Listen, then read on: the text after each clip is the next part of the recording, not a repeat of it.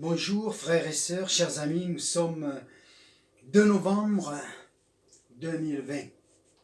Rendez-vous du matin. C'est une joie pour moi de vous retrouver, quoique je préférerais qu'il n'en soit pas ainsi. Parce que cela nous parle que nous sommes partis pour une pandémie qui dure, mais faisons confiance au Seigneur. Il contrôle toutes choses et c'est pour cela que tous les matins nous aurons cette petite méditation pour apprendre à nous appuyer sur l'Éternel, notre Sauveur, notre Rédempteur. Amen. Lui qui contrôle toutes choses, car l'Église doit rester cette lumière dans les ténèbres. Elle doit rester cette voix qui appelle, qui avertit et qui annonce, afin de rassembler les élus. Prions. Père, je te remercie pour ces instants. Je te remercie pour la vie que tu m'as donnée. Pour la vie que tu as donnée à mes frères, à mes sœurs.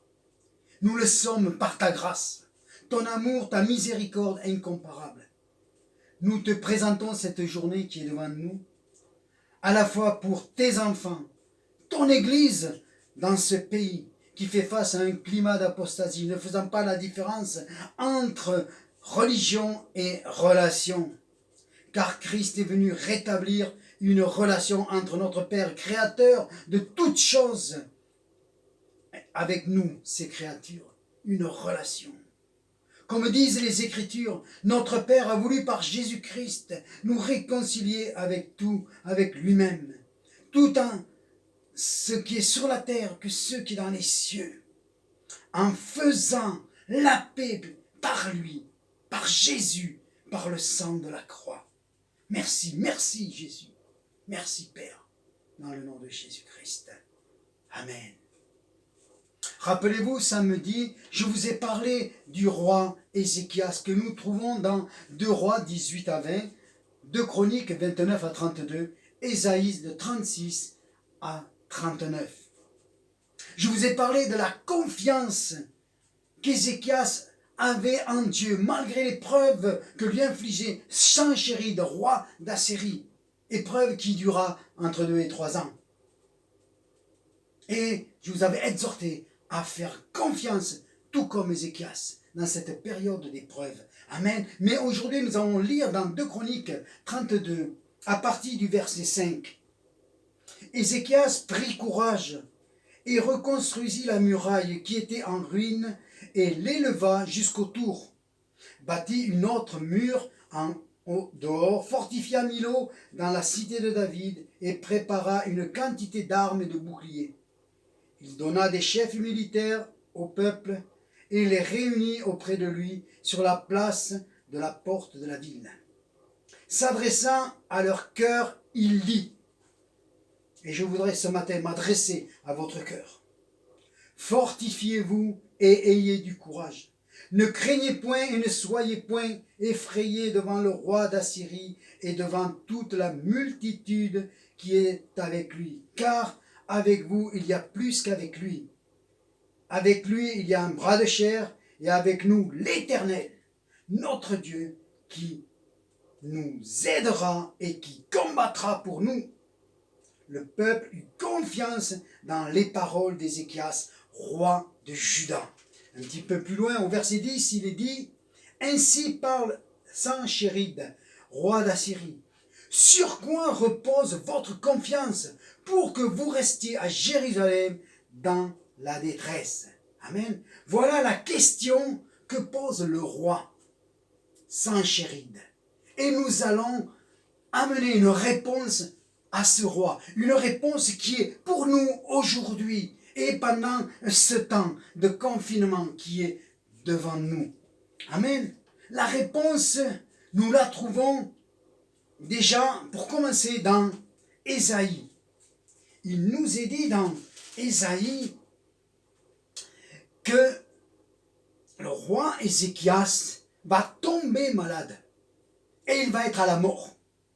Dieu envoie Ésaïe pour lui dire « Prépare-toi, car maintenant tu vas mourir. » Alors Ézéchias va se tourner vers le mur et va faire une prière à Dieu. Et Dieu va exaucer cette prière et va lui accorder 15 ans de vie supplémentaire. Amen. Et nous trouvons dans Ésaïe, après cette guérison, le cantique d'Ézéchias. Et je vais vous lire quelques versets qui vont nous amener à comprendre et nous amener à la réponse pour cantique d'Ézéchias, roi de Juda, sur sa maladie et sur son rétablissement. Je disais, quand mes jours sont en repos, je dois m'en aller aux portes du séjour des morts. Je suis privé du reste de mes années. Je disais, je ne verrai pas l'Éternel, l'Éternel sur la terre des vivants. Je ne verrai plus aucun homme parmi les habitants du monde. Amen. Voilà la détresse dans laquelle se trouvait Ézéchias, mais il fut délivré par Dieu. Et voilà ce qu'il va dire au verset 19 de ce cantique. Le vivant, c'est celui-là qui te loue, comme moi aujourd'hui. Le Père fait connaître à ses enfants ta fidélité. L'Éternel m'a sauvé. Je relis. Le Père fait connaître à ses enfants ta fidélité. L'Éternel m'a sauvé. Amen. Voyez-vous, Ézéchias est en train de dire, j'ai vu la grandeur de Dieu à travers la victoire sur Sanchéride. J'ai vu la grandeur de Dieu dans ma vie. J'ai vu la grandeur de Dieu à travers ma maladie. Et cela, maintenant, je veux l'enseigner à mes enfants. C'est assez étonnant que ce roi parle comme cela. Enseigner à ses enfants. C'est tellement important d'enseigner nos enfants dans la voie de l'Éternel, dans la voie de Jésus. Les apprendre à vivre dans la pleine confiance en la parole de Dieu. Ce n'était pas le cas pour Ézéchias. Regardons, si nous voyons dans 2 Chroniques 28, nous allons savoir qui était son père. Je vous lis quelques versets.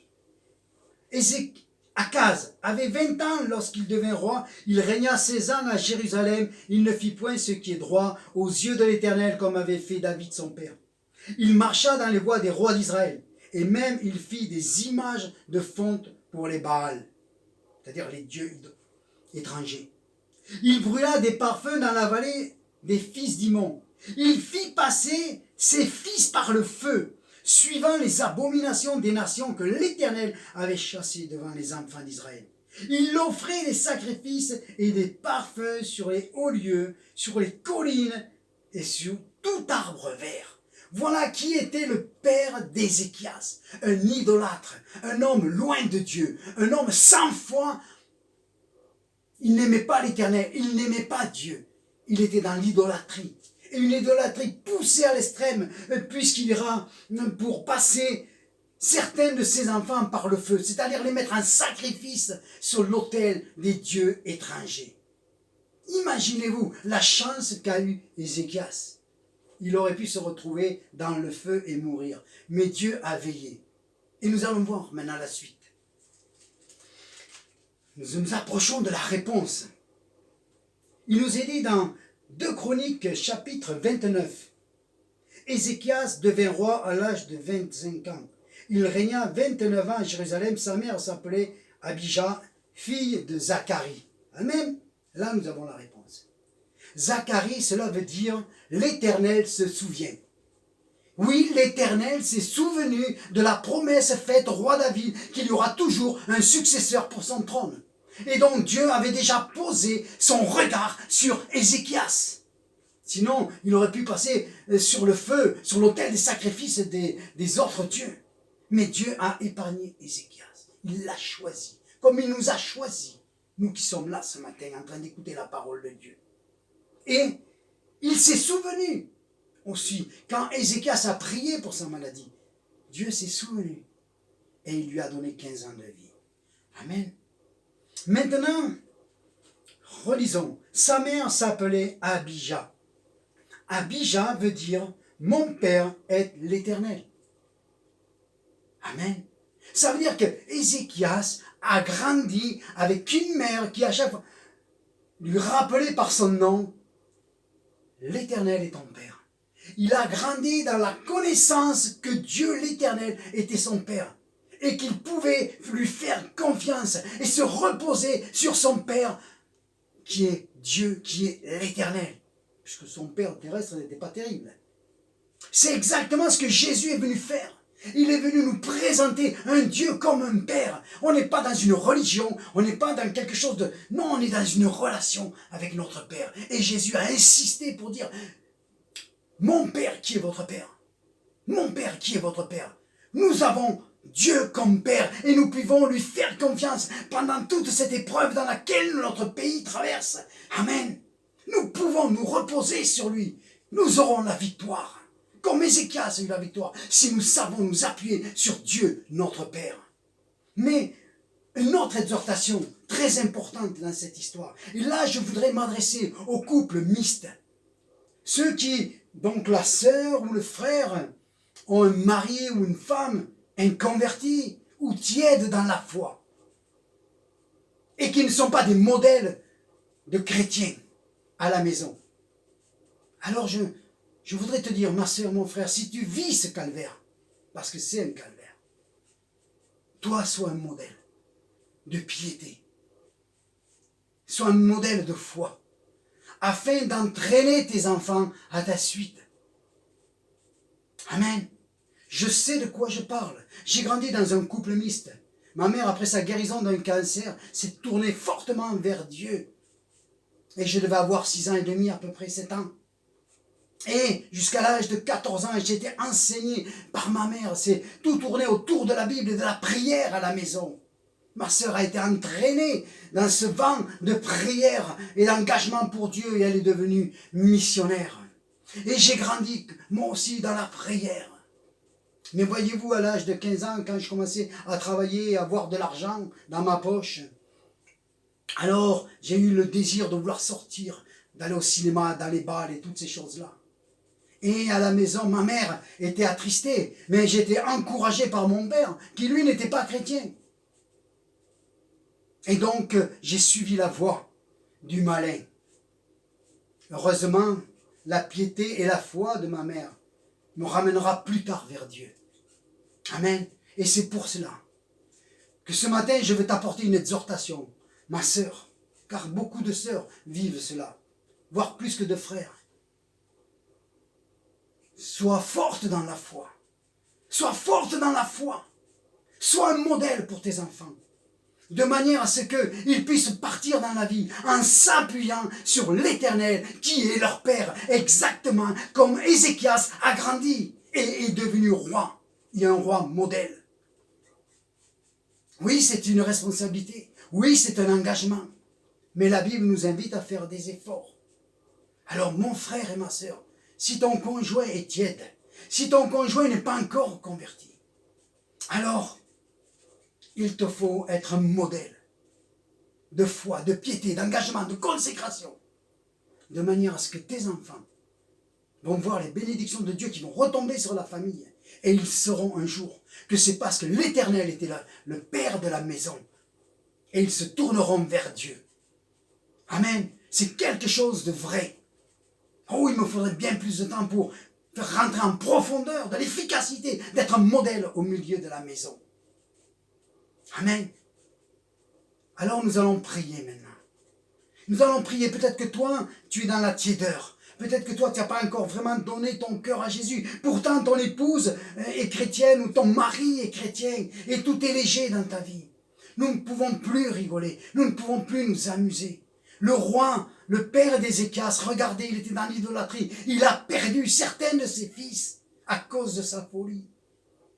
Alors, si tu en es là, il est temps aujourd'hui de te donner pleinement à Christ et de t'engager pleinement, délaissant ton passé, ton péché, délaissant tout cela et de te donner entièrement à Jésus-Christ, afin que vous soyez un couple uni dans la foi, dans la piété, afin d'entraîner tes enfants dans le salut éternel. Père, je te remercie pour ces instants. Je te prie pour tous ceux qui sont tièdes dans la foi, ou qui ne sont pas convertis, mais qui ont un époux ou une épouse chrétienne ou chrétien. Je te prie pour eux, Seigneur mon Dieu, afin qu'ils se donnent à toi pleinement. Je te prie pour ceux qui sont chrétiens, qui sont consacrés, mais qui, leur conjoint est tiède ou pas converti. Alors je te prie de les fortifier dans la foi, comme la mère d'Ézéchias, qui puisse montrer que l'Éternel est le Père, que c'est l'Éternel qui amène la bénédiction dans la maison, à cause de la piété de mon frère et de ma sœur, à cause de la consécration et de l'amour qu'il te porte. Père, dans le nom de Jésus-Christ, viens régner dans les foyers, viens régner dans les foyers. Père, dans le nom de Jésus-Christ, les temps sont courts, Seigneur. Avec tout ce que nous voyons, nous savons que tu es à la porte et que tu vas revenir chercher les tiens. Et ce que nous voulons, c'est que les familles entières soient sauvées, des familles entières soient enlevées, Seigneur mon Dieu. Parce que ta parole nous dit qu'un sera pris et l'autre laissé.